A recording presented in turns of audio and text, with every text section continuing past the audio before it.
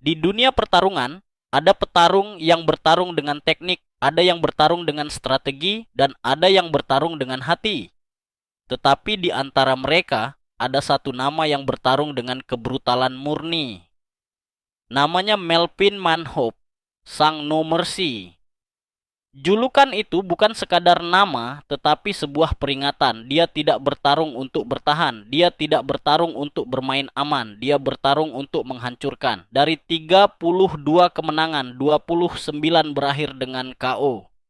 Rasio kemenangan KO-nya mencapai 90%, menjadikannya salah satu petarung paling mematikan yang pernah menginjakkan kaki di ring. Kebangkitan seorang petarung Melvin Manhoef lahir dengan mental baja. Dalam dunia kickboxing dan MMA, dia bukan hanya petarung, tetapi predator. Ketika bel berbunyi, dia langsung menyerang seperti harimau yang menerkam mangsanya. Lawan-lawannya seringkali tak punya waktu untuk berpikir, hanya bertahan dan berharap selamat. Rata-rata, Melvin menyelesaikan pertarungannya di ronde pertama.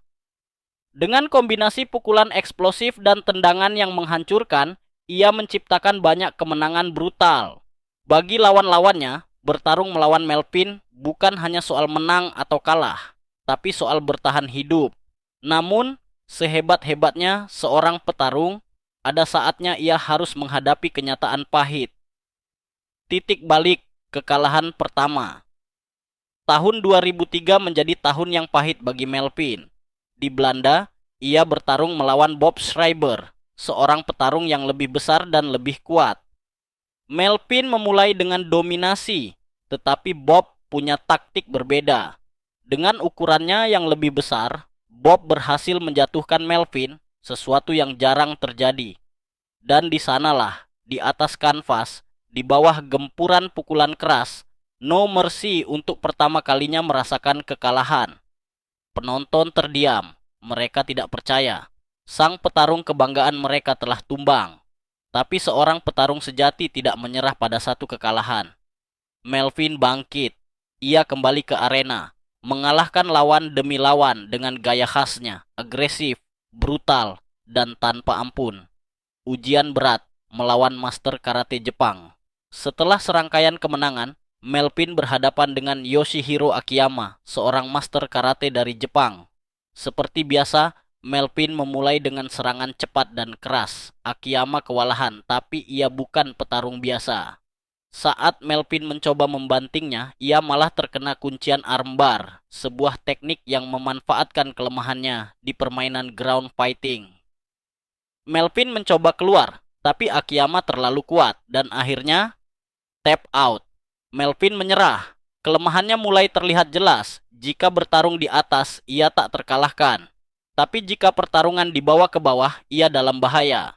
Kelemahan ini kembali dimanfaatkan oleh Dong Sik Yun, seorang petarung asal Jepang lainnya. Strateginya sederhana. Bawa Melvin ke bawah, kunci, dan buat dia menyerah. Dan itu berhasil.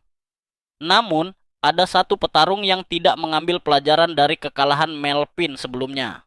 Alih-alih bermain di bawah, ia mencoba bertarung di atas dengan Melvin. Kesalahan fatal.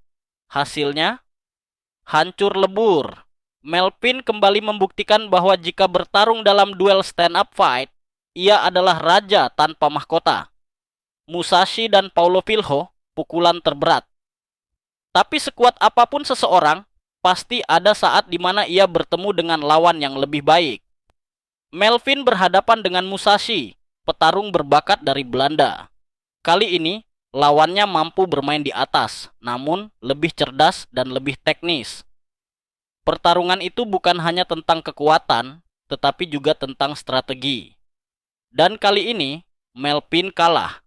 Lalu datanglah Paulo Filho, seorang spesialis ground fighting. Filho tahu persis cara mengalahkan Melvin. Ia tak membuang waktu, langsung menariknya ke bawah dan mengunci pergerakannya.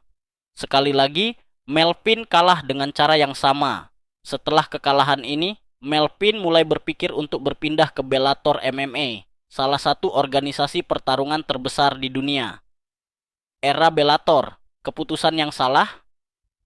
Di Bellator, Melvin bukan lagi monster tanpa ampun seperti dulu. Lawan-lawannya semakin kuat, semakin pintar, dan semakin mengetahui cara mengalahkannya. Jay Silva, Rafael Carvalho, Corey Anderson, Yoel Romero. Nama-nama besar ini menjadi mimpi buruk bagi Melvin. Kekalahan demi kekalahan ia alami. Bahkan, ada saat di mana Melvin hanya dijadikan bahan lelucon. Apakah ini akhir dari No Mercy? Apakah sang petarung brutal kini hanya menjadi bayang-bayang masa lalu? Legenda yang tak terlupakan. Setiap petarung punya masanya. Ada yang bertahan lama, ada yang jatuh lebih cepat. Tetapi satu hal yang pasti, nama Melvin Manhoef akan selalu dikenang dalam dunia pertarungan. Ia bukan hanya seorang petarung. Ia adalah simbol dari agresi murni. Ia adalah sang penghancur tanpa ampun. Meskipun akhirnya kalah, rekornya, keberaniannya, dan kebrutalannya akan selalu menjadi bagian dari sejarah MMA dan kickboxing. Karena dalam dunia pertarungan, hanya ada dua pilihan, bertahan hidup atau dihancurkan. Dan Melvin Manhoef, dia memilih untuk menghancurkan.